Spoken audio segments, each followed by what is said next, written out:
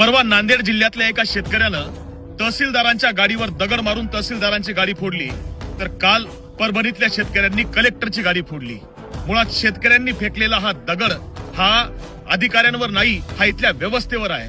जी व्यवस्था आम्हाला न्याय देऊ शकत नसेल ती व्यवस्था आम्हाला उद्ध्वस्तच करावी लागेल, हा त्यामधला संदेश आहे. कारण दिवाळीच्या आधी शेतकऱ्यांना 35,000 कोटीची मदत देऊ असं तुम्ही म्हटला होतात, पण 35 रुपयाची मदत सुद्धा तुम्ही शेतकऱ्याला करत नसाल तर शेतकरी हा आता रस्त्यावर उतरल्याशिवाय राहणार नाही. हे त्याचं द्योतक आहे. इथला प्रशासकीय अधिकारी असो किंवा राजकीय पुढारी असो, हे स्वतःला इथले मालक समजायला लागलेत, पण तुम्ही शेतकऱ्यांचे किंवा राज्याचे मालक नव्हेत. तुम्ही शेतकऱ्यांचे आणि इथल्या राज्याचे नोकर आहात. राज्याचा 7/12 तुमच्या नावावर केलेला नाही, तुम्हाला खुर्चीवर फक्त राज्य चालवायला दिलंय. आणि माझी इथल्या तमाम शेतकरी भावंडांना विनंती आहे की आता गळ्यामध्ये फास घेऊन आत्महत्या करायची नाही. आता हातात दगड घेऊन इथल्या व्यवस्थेला जाब विचारायचा. कारण ही माती तुमची आहे, हे राज्य तुमचं आहे आणि हा अधिकार तुम्हाला इथल्या संविधानाने दिलाय की जी व्यवस्था आपल्याला न्याय देऊ शकत नसेल ती व्यवस्था उद्ध्वस्त करून टाकायची. जय जवान, जय किसान.